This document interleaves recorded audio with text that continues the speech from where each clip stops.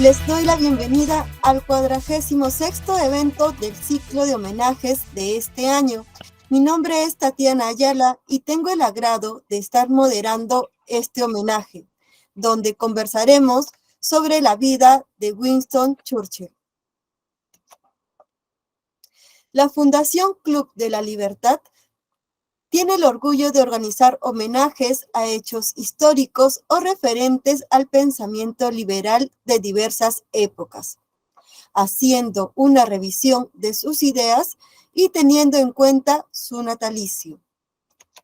El ciclo comenzó en el año 2015, con 4 eventos anuales, que con mucho esfuerzo y por interés del público se han incrementado en la actualidad alrededor de 50 homenajes al año. Para comenzar, los invito a repasar brevemente los hechos importantes que rodearon la vida del gran estadista que cambió el rumbo de Europa. Winston Leonard Spencer Churchill nació en 1874 y falleció en el año 1965.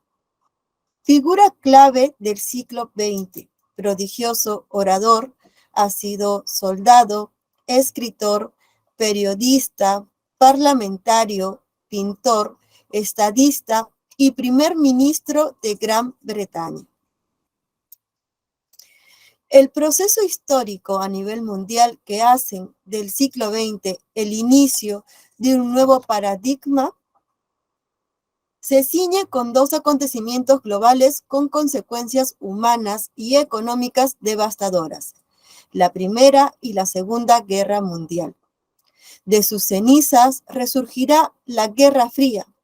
De allí, el intento de un nuevo orden diplomático internacional para evitar posibles conflictos entre naciones y el nuevo rumbo económico del ciclo.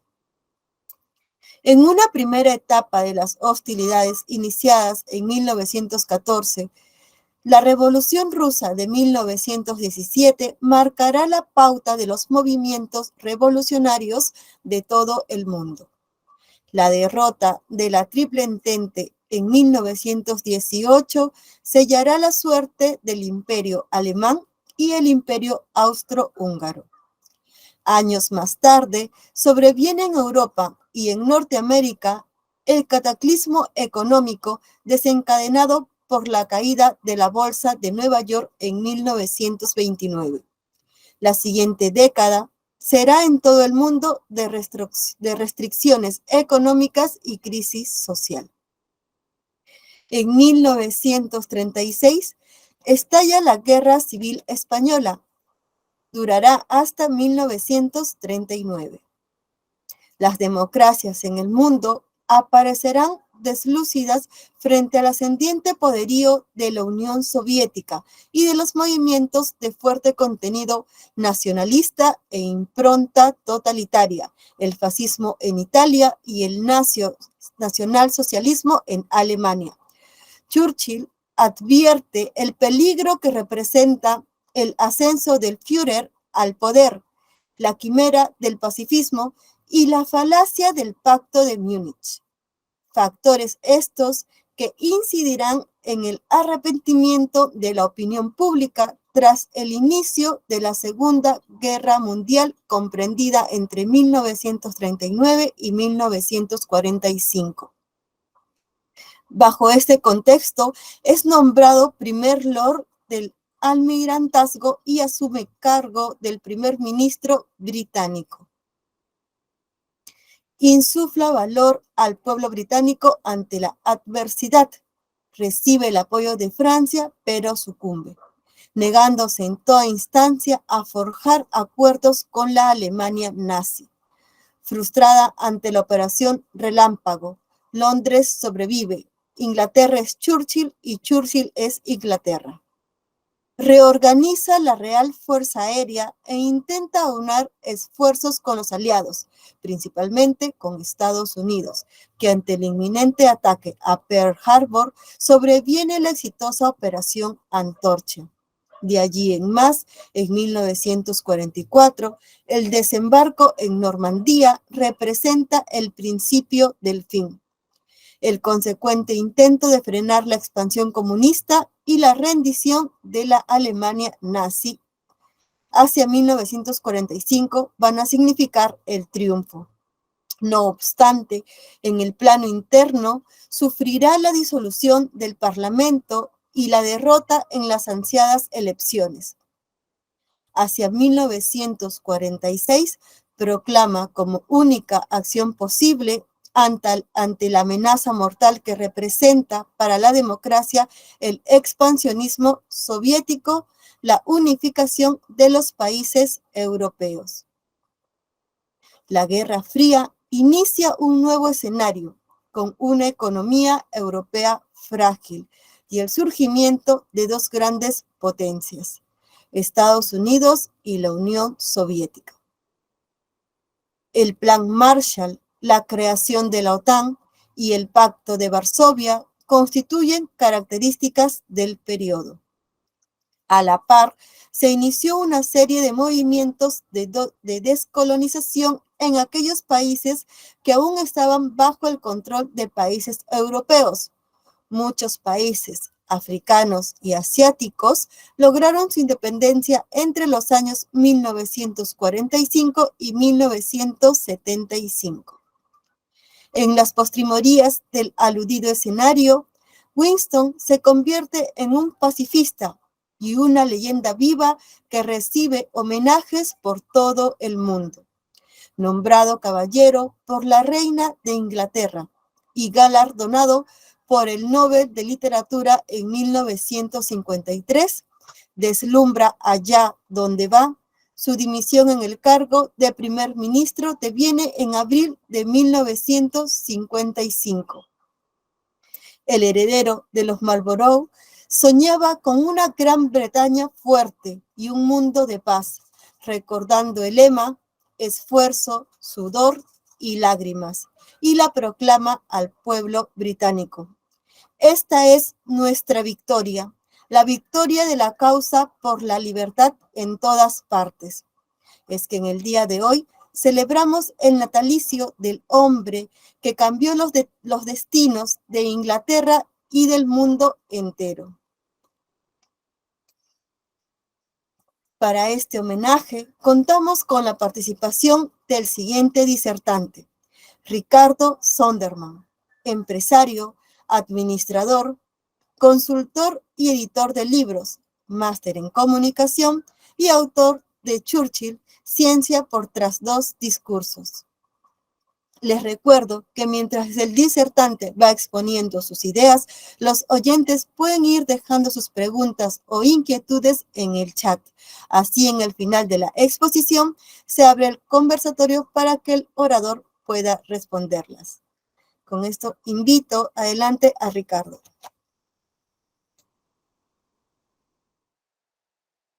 Ricardo, tu micrófono está apagado. Opa, ahora, ¿me escuchan? Sí, perfecto. Ok, gracias. Primero, Tatiana, obrigado por la presentación. Muy interesante cómo se puede reducir, cómo se puede resumir Winston Churchill en pocas líneas, ¿no? Y cuando yo trataba de pensar, bueno, ¿qué vamos a hablar de Winston Churchill si hay tanto, ¿no? Entonces yo voy a tratar de un poco dar un cierto panorama, pero abrir ya las preguntas, porque creo que las preguntas y las inquietudes de ustedes pueden llevar a varios caminos, ¿no? Churchill vivió 92 años, empezó su participación como diputado en 1890 y picos, y casi como durante 50 años participó de la vida política de Gran Bretaña. Fue primer ministro 2 veces, fue Lord of the Exchequer, o sea, ministro de las Finanzas, fue secretario del Interior, fue secretario de las colonias, ocupó todos tipos de cargos en el gobierno. Estuvo como el Golden Boy durante mucho tiempo. Después, durante 10 años, estuvo como como se dice, the Wilderness Years, los años en que estuvo en las upper benches, donde perdió mucho de su crédito por errores que hizo en el pasado. Fue un hombre que erró mucho, pero yo costumo decir que hizo errores ¿cómo se dice?, al menor y hizo aciertos por mayor. Sus grandes conquistas, y cuando vos leías un poco sobre, cambió los rumbos de Europa, yo diría más, cambió los rumbos del mundo. En 2012 yo tuve la oportunidad de ir a un encuentro de la Church of Society en Londres, y en aquel momento estaba vivo Martin Gilbert, que fue su gran biógrafo. Y bueno, participé de una pequeña conversación con él, con un pequeño grupo de personas, y cada uno con derecho a hacer una pregunta. Era justamente el momento que yo estaba haciendo los estudios de mi disertación del maestrado, que al final se transformó en el libro. Y le pude preguntar, bueno, Sir Gilbert, si no fuera Churchill, si fuera Lord Halley, él me interrumpió, no me dejó terminar la pregunta y dijo, estaríamos todos hablando alemán. Así que para mí esa es la importancia de un hombre con ese tamaño, que tuvo errores, aprendió de sus errores,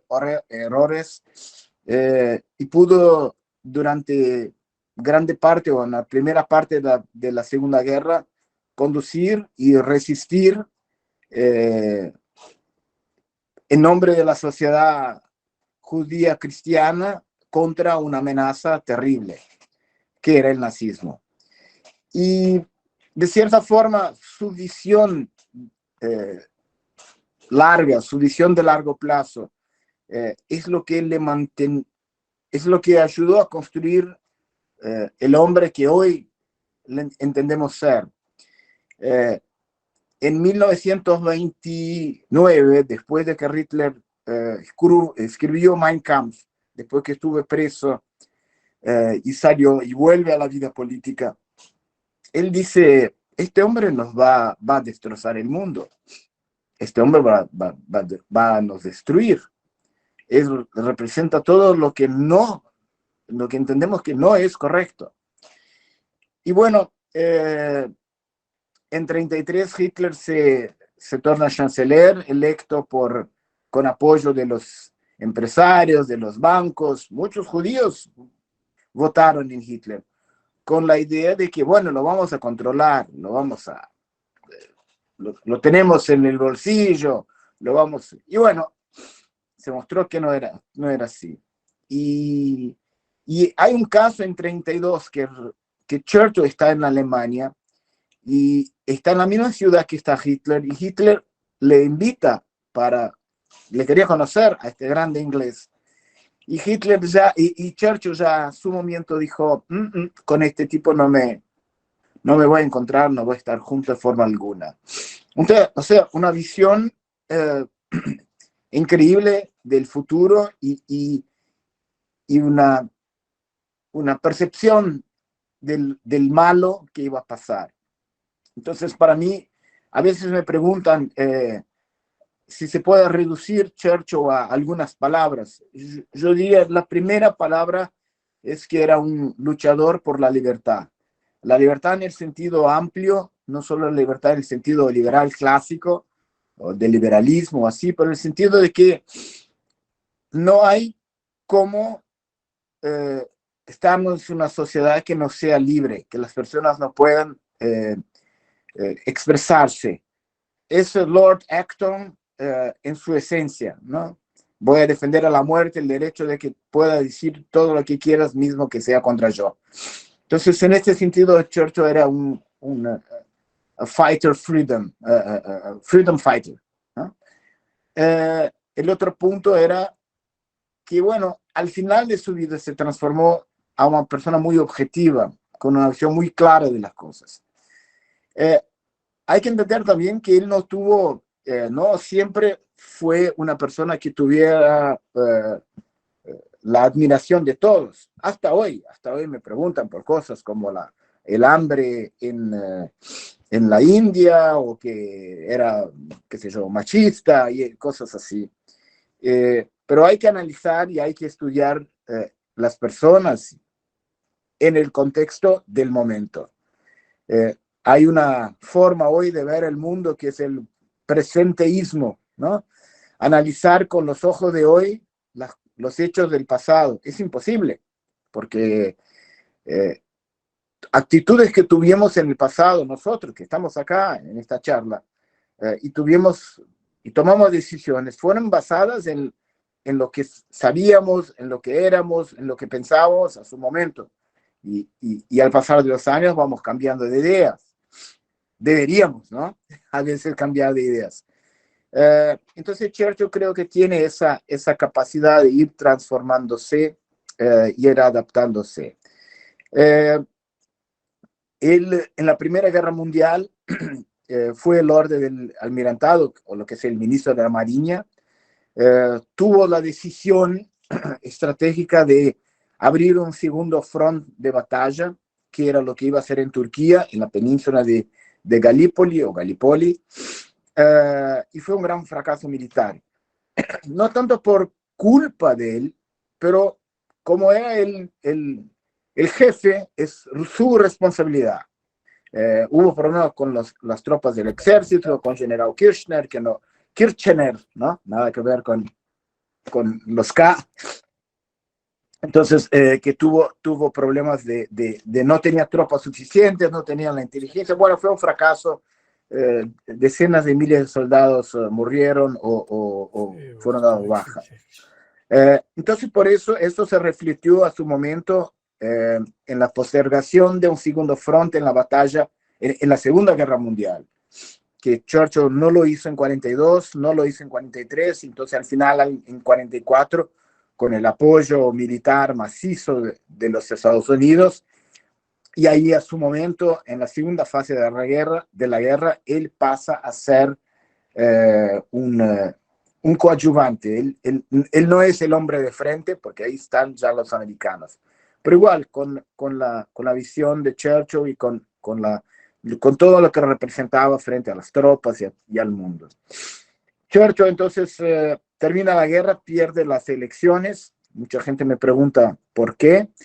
Y dejo para venir la pregunta después, pero él pierde las elecciones y Clementine, su esposa, le dice, debe ser una Benson disfrazada. Él dice, qué bendición, perdón si a veces algunas palabras en español no me salen, soy brasilero, así que, entonces, o sea, es una bendición disfrazada. Y él dije, qué bendición y qué disfarce. Bueno, pero el periodo que entonces después de la guerra, él tuvo tiempo de escribir las memorias, o sea, había un grupo de gente escribiendo, él organizaba y escribió los 6 volúmenes de las memorias de la Segunda Guerra Mundial, por cual ganó un premio Nobel de Literatura. Hay un pasaje en un momento que el general Auchinleck le dice, Churchill, esta batalla no fue bien así, no es así como está escribiendo. Y Churchill le dije, soy yo quien está escribiendo la historia, en toda la dimensión, ¿no? Entonces, creo que la construcción del mito Churchill se da ahí después de la guerra, cuando pierde, y tiene tiempo entonces de revisar todas sus acciones y también mirar el mundo como lo es. Hay un tema muy interesante también. Churchill desde el principio era un entusiasta de la ingeniería, de la invención, de la innovación, de todo lo que era tecnología, ¿no? A la edición de la Finest Hour, que es la revista que publica la Churchill Society, acá dice The Science World, ¿no?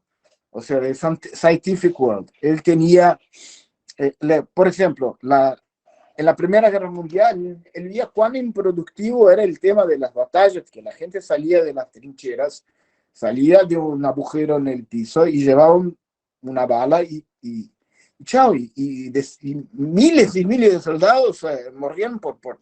Entonces él tiene la concepción de que podría haber un anteparo metálico que fuera frente de él, o sea, el diseño del tanque de guerra viene de Churchill. Después, cuando él se entera de la tecnología de los radares y es ministro, él es un gran incentivador y financiador de la tecnología de los radares. Él es que inició el proceso de las fuerzas aéreas, los aviones que empezaron a entrar en la Primera Guerra, estaban bajo el ejército. Entonces, él cría la Royal Air Force. Él trabaja para que se separen las fuerzas aéreas del ejército y hace inversiones para que haya un avance en la tecnología. Durante la guerra había una unidad secreta llamada Bletchley Park. Hay un filme que cuenta la historia, no sé cómo sería el nombre en español, acá se llama Juego de la Imitación, algo así, que es la historia de Alan Turing y cómo desarrolla el primer computador para tratar de descifrar el enigma, los códigos alemanes nazistas.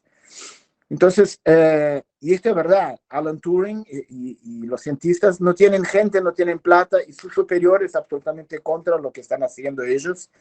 Y ellos escriben una carta, mandan y consiguen mandar esta carta directo a Churchill, que la lee y escribe arriba de eso: to be done today, que se ha hecho hoy. O sea, él entendió que ahí había algo muy importante para que podrían ganar la guerra. Cuando empiezan la Blitz y los bombardeos en la Inglaterra, Churchill ya sabía, al final de cuentas, Albert Einstein, el inicio del 1900, o sea, la teoría de la relatividad y todo relacionado a la energía atómica, ya era un desarrollo. Tanto que cuando cae Noruega para los nazistas en el inicio de 40, es un problema porque muchos de los metales necesarios para la radioactividad estaban en Noruega, los que llaman las aguas pesadas, ¿no? Heavy waters. Entonces, lo que hace Churchill es mandar a los Estados Unidos secretamente todo lo desarrollo y los hombres y mujeres que trabajaban en el desarrollo de la energía atómica que iba a resultar en la bomba atómica. O sea, mucho de lo que está en los Álamos ya viene de un acuerdo secreto de Churchill y Roosevelt para que se pueda desarrollar esta posibilidad en un local seguro fuera de bombardeos, o sea, en Estados Unidos. Entonces es un amante de la ciencia y cuando en los años 50 varias personas se reúnen y quieren crear en Cambridge el Churchill College, que está ahí, él dice, bueno, una condición que 60% de las cátedras y que los profesores y que todo lo que se ha hecho en Churchill College sea ingeniería, ciencias, matemáticas, innovación, tecnología. Que sea una escuela de science. Y después, más tarde, él también sugiere que, después que se abre la universidad, que las mujeres tengan el mismo derecho de entrar como los hombres en una admisión del papel que tuvo las mujeres durante la Primera, la Segunda Guerra Mundial y en todo el desarrollo de Inglaterra aquel momento. Entonces, este es un tema que poca gente habla. Él tenía un asesor, Frederick Lindemann, que era un cientista, su amigo personal, que estuvo con él durante toda la guerra. Cenaba en su casa en Charterhouse, cenaba en su casa en Chequers. O sea, él tenía, y había en la guerra lo que llamaban los Churchill Gadgets, tipos de armas o bombas o soluciones de ingeniería desarrolladas por los ingenieros de Churchill, muchas concepciones de él. Así que un hombre muy interesado en innovación. Entonces, si estamos de cierta forma teniendo computadores, es porque Churchill un día escribió una carta y dijo a Alan Turing, tenés la plata para desarrollar tus máquinas. Entonces, el legado de Churchill es innegable, es enorme. Podríamos hablar acá horas. Y bueno, quería hablar, abrir para cuestiones. Creo que todos ustedes tienen cuestiones para hacer. Un último punto que quería lembrar, nosotros acá en Brasil criamos con la autorización de la Churchill Society en Inglaterra. Y abrimos un capítulo, se llama la Churchill Society Brasil, es junto con Portugal. Hay 40 y pico Churchill chapters, capítulos de la Churchill Society en todo el mundo. Brasil y Portugal son los únicos fuera de la Commonwealth. Y ahora el día 30, que es aniversario de Churchill, vamos a hacer el primero evento, el primero meeting de la Churchill Society. Todo lo que va a ser dicho ahí va a ser grabado y ustedes pueden en winstonchurchill.org.br entrar en nuestra página. Está en portugués, pero se puede apretar un botoncito y sale en español. Hay más de 250 artículos. Nosotros publicamos todas las ediciones de la Finance Hour ahí, y después del día 30 vamos a tener los videos de las palestras. Y acá son todos brasileños, pero puedo destacar la presencia del vicepresidente de la República, general Hamilton Mourão, es un general de 4 estrellas, que ahora se eligió senador de la República, empieza en enero, y él personalmente va a hablar de la influencia de Churchill en su vida como militar. Entonces están todos invitados a entrar en winstonchurchill.org.br. También tenemos un Instagram donde publicamos varias cosas casi todos los días. Bueno, Tatiana, estoy a disposición de sus preguntas. Creo que debe haber muchas. Y muchas gracias por la atención. Perdón por mi español, que a veces me escapan las palabras. Gracias. Gracias, Ricardo. Bien, se les recuerda a todos que pueden ir participando, dejando sus preguntas de forma escrita para que Ricardo las pueda contestar. Ok, acá tengo. Bueno, ¿dónde está el principio? Bien, de parte de Modesto, indica: Churchill fue, a su criterio, el mejor primer ministro de Inglaterra. No sé qué es el mejor, pero el más importante seguro.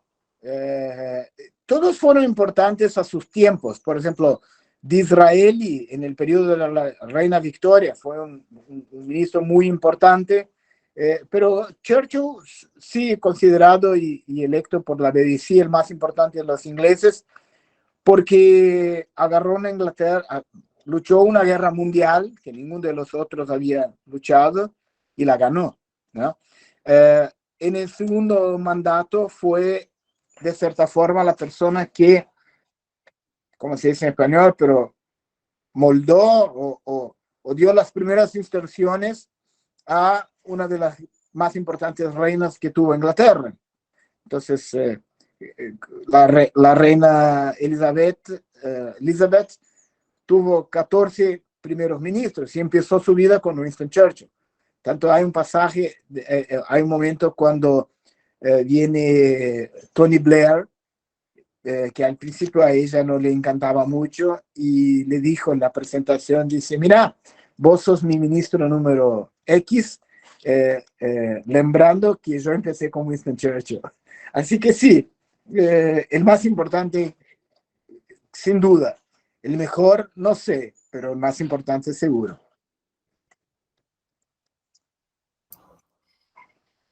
Bueno, esta no es una pregunta, es un comentario de Carlos Villanueva. Dice: Winston Churchill dijo una gran frase: a algunas personas les caen bien los judíos, a algunas personas no, pero ninguna persona pensante puede negar el hecho de que son, sin ninguna duda, la raza más formidable y más notable que ha existido en el mundo.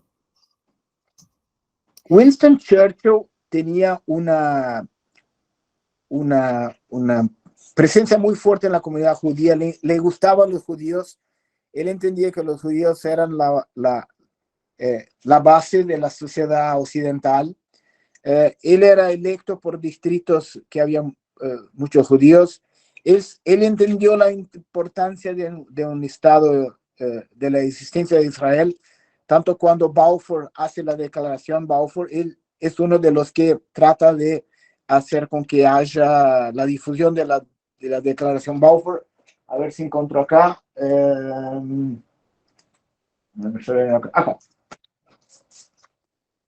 Hay un libro que se llama Con Martin Gilbert, Churchill y los judíos. O sea, él tenía una excelente relación con la comunidad judía y no partió de él, pero ciertamente estuvo por atrás cuando los rusos en el oriente comienzan a desvendar los campos de concentración y los americanos por arriba del norte de Alemania.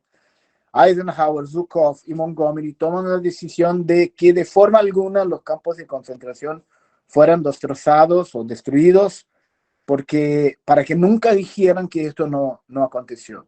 O sea, él tenía una amistad muy grande con la comunidad judía, eso seguro.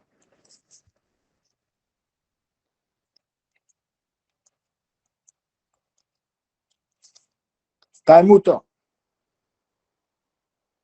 Gracias. Pregunta de Federico, ¿algunas medidas importantes o trascendentales de Churchill fuera de lo tecnológico?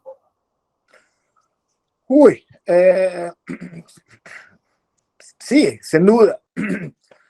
Él asume el cargo de primer ministro en 10 de mayo de 41 y Francia está por caer y está a la salida de Dunkerque, que es un hecho. Mora, él dice, ninguna guerra se gana por retirada de tropas, ¿no? Habían 400.000 soldados de la Fuerza Expedicionaria Británica y franceses y belgas en la región de Dunkerque. Y la expectativa era sacar 30.000, 40.000 con vida. Ellos consiguen, y él reúne todos los barcos posibles y él engancha que toda la población trabaje para salvar estos soldados. Y al final sacan de ahí 360.000 soldados, que es lo que permite que Inglaterra pueda volver a luchar por sí y por el mundo. Entonces, y mi libro se llama Churchill y la ciencia por detrás de los discursos. Es un libro que lo escribí en portugués.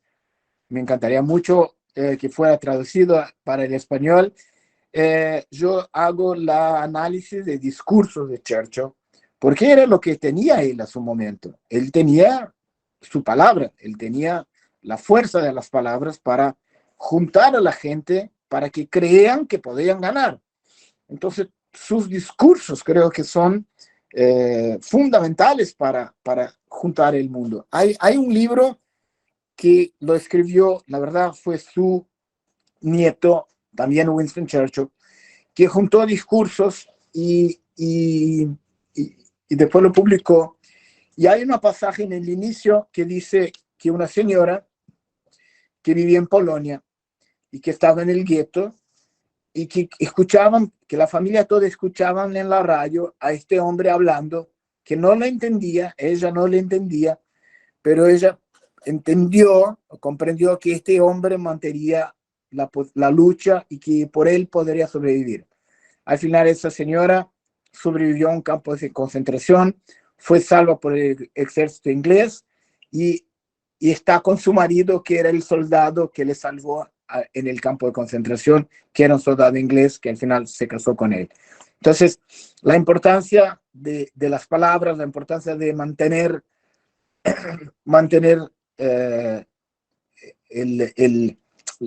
la esperanza de vencer, de sobrevivir, de ganar la guerra y de destrozar el nazismo. Creo que sí, no solo el tecnológico, por todo, por mantener el ánimo de las personas elevados. Eso seguro es su gran hecho. Pregunta de Luis. Churchill, antes y durante la guerra, además de su condición de estrategia bélica, ¿Se ocupó de las cuestiones socioeconómicas del momento y del futuro? Durante la guerra. Antes y durante la guerra. Bueno, él fue ministro de muchas cosas. Y allí están. Él no era un economista y no entendía de economía de forma muy importante. Hay uno de sus grandes errores fue cuando ministro de Lord of the Exchequer, o sea, el ministro de las Finanzas, él retorna al padrón, el sterling al padrón oro, o sea, la paridad con el oro. Esto hecho en 1925-26. No porque él entendió que era algo que era necesario, pero por influencia de los grandes banqueros ingleses para mantener un cambio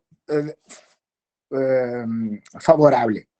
¿Qué pasó? Cuando viene la crisis de 29, el facto del sterling estar atrelado al oro complicó el crisis, ¿no? Por cuestiones de cambio, de valor de la moneda, inflación, bueno, no voy a entrar en el tema, pero más de la decisión. Entonces, él no era un gran líder en términos económicos. Él era el hombre cierto para la hora cierta. Él era un warmonger, o sea, él era un líder de la guerra, tanto que cuando termina la guerra lo echan y después cuando él vuelve en el segundo mandato, tiene un mandato que es más en homenaje al hombre que fue do que por los hechos que hizo. Tuvieron muchas crisis ahí, por ejemplo, como todo un tema de polución. Cierta forma, él sí consiguió terminar con el racionamiento de comida y de los STEM foods y todo eso que Inglaterra estaba pasando con Clement Attlee. Antes, él consiguió retomar la construcción de viviendas. O sea, Inglaterra fue bombardeada durante muchos años y después los soldados volvieron. 1,5 millones de soldados que estaban todo el mundo volvieron y no habían casa para todos. O sea, él consigue entonces iniciar un proyecto de construcción en ese sentido. Él, a lo largo de su vida, tuvo muchas decisiones muy interesantes. Por ejemplo, después de la Primera Guerra Mundial, no había en Inglaterra un sistema de pensiones. Entonces, todos esos soldados que murieron o que volvieron incapacitados a sus casas, familias enteras no tenían más quien proveera el sustento, y muchos de los soldados que volvieron no podían más trabajar. Entonces, Churchill crea un sistema de pensionistas para dar algo de plata a esa persona para que pudieran vivir. Él crea también, esto cuando estaba no en los conservadores, pero en los liberales, él creó un sistema de salario mínimo, ¿no? De minimum wage, para que la gente tuviera la posibilidad de tener un salario y poder sostenerse. Entonces, él tenía una visión social muy importante, él tenía un tacto de las necesidades del pueblo. Por eso la gente le gustaba a él, ¿no? Pero no era alguien que tuviera una visión económica muy importante. Para completar la pregunta, durante la Segunda Guerra Mundial, el gasto más importante era en armamentos, en armas. Mitad del budget iba para eso. Él entonces coloca a Lord Beaverbrook, que era su amigo de infancia, como ministro del armamento. Lord Beaverbrook sería el Rupert Murdoch de hoy, ¿no? Rupert Murdoch de hoy, o sea, un magnate de la prensa, un hombre millonario con mucha plata y amigo de él, y él entonces coloca a Beaverbrook como el ministro del armamento y responsable por la fabricación de armas y todo el aparato de sustentación de la guerra. ¿Por qué? Porque era el hombre que él podía confiar y no iba a ser corrupto, no iba a sacar la plata. Bueno, estamos hablando de hombres ingleses del siglo pasado, así que eso no era un tema como es hoy. Pero tenía la idea de que, bueno, tengo que colar a alguien que pueda confiar la plata. Perdón mi voz. Tatiana. Bien, pregunta de Modesto. ¿Alguna vez Inglaterra luchó por el mundo o solo por sus intereses? Está el caso de, está el caso de San Marino, dice, fueron a defenderlos de Alemania y se quedaron hasta que perdieron el juicio por la soberanía. No entendí, perdón.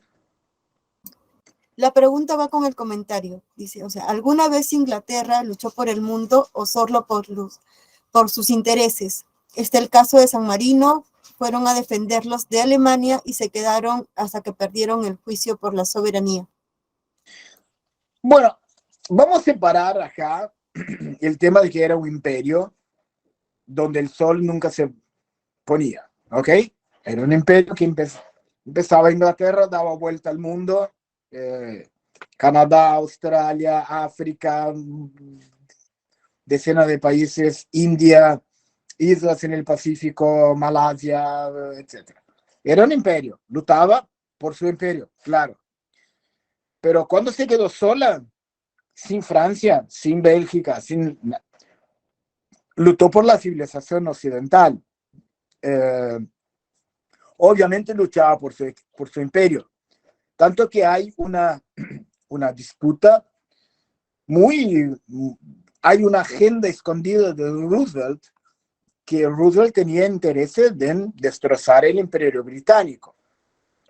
El dueño del mundo a su momento era el imperio británico. Estados Unidos, en la Primera Guerra Mundial, empieza a crecer, empieza a desarrollarse como potencia económica, y en la Segunda Guerra Mundial acaba siendo dueño del mundo, ¿no? Estoy hablando filosóficamente, ¿no? Entonces Roosevelt tenía un interés en disminuir la estructura, la influencia británica en el mundo. Y Churchill, ahí tiene una frase que dice, bueno, no luché una guerra para ganar la guerra y perder el imperio, pero efectivamente pierde el imperio, ¿no? Entonces, y después entonces Churchill tiene la idea de crear el Commonwealth, que era un imperio, o sea, con sus antiguas colonias, creando una situación de comercio entre ellos. Él entendía, era un defensor del libre comercio, pero era un hombre criado, nacido en la época victoriana, o sea, es un imperio y es mío, y lo voy a luchar por él, claro. Entonces, sí, luchaba por su imperio, y sí, también luchaba por la civilización occidental.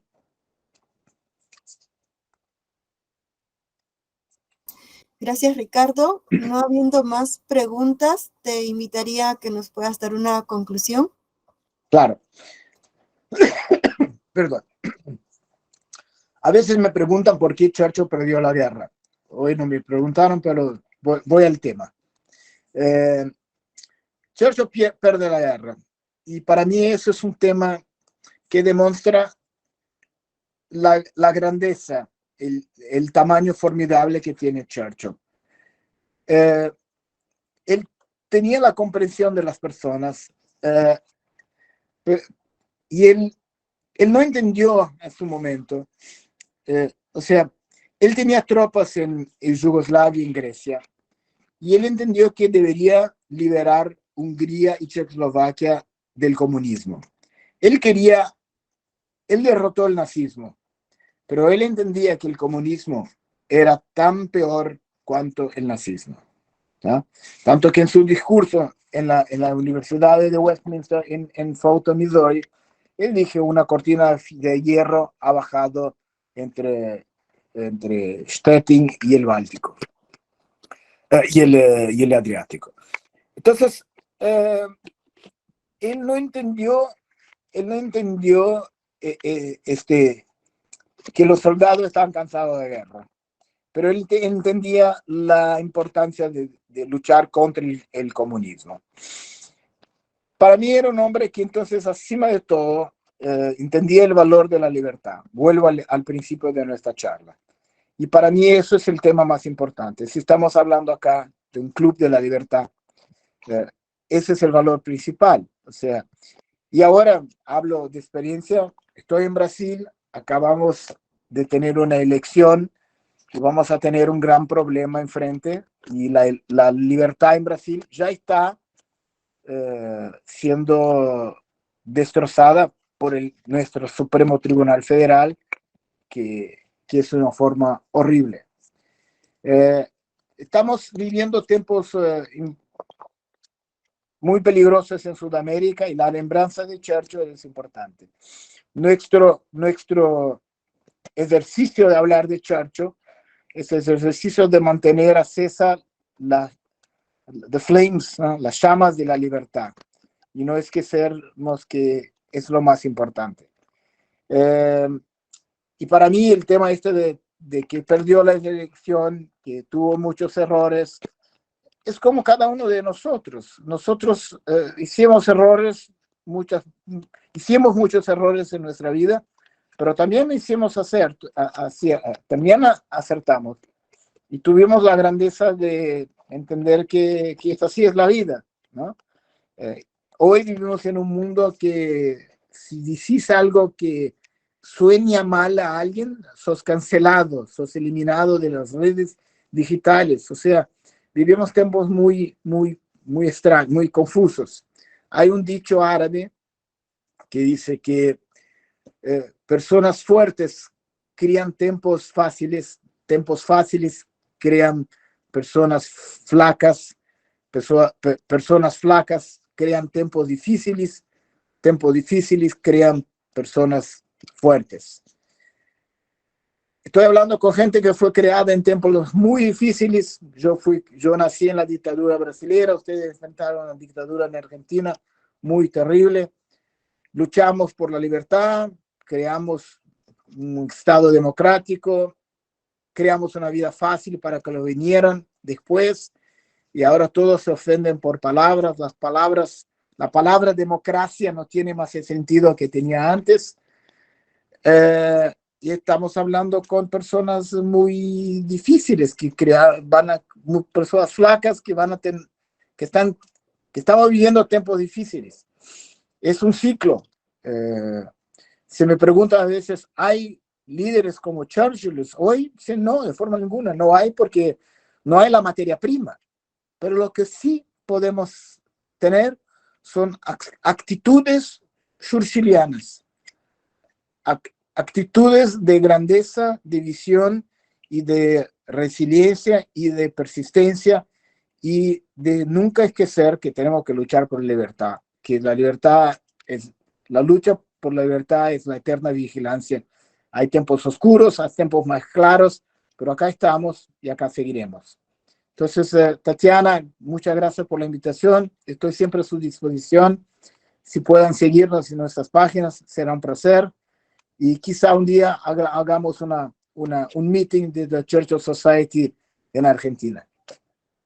Claro que sí, muy bien. Ahora que hemos concluido tanto con la ponencia de nuestro orador invitado y cerrado ya con el ciclo de las preguntas con nuestros asistentes, la Fundación reconoce y agradece el esfuerzo, tiempo y participación a Ricardo. Por último, también quisiéramos extender el agradecimiento a Cátedra Alberdi y Fundación Cívicos Republicanos que han estado colaborando con nosotros. Una cortina de hierro ha bajado. Churchill. La importancia de luchar contra el comunismo, luchar buscando la libertad. Ricardo, personas fuertes crean tiempos difíciles, como lo decías, muy bien. Con esto damos por finalizado un nuevo evento y los invitamos al próximo homenaje, donde se conversará sobre el filósofo libertario y educador económico estadounidense y periodista de The Wall Street Journal, el New York Times, entre otras publicaciones, Henry Hazlitt, el día sábado 26 de noviembre por esta misma plataforma a las 18 horas.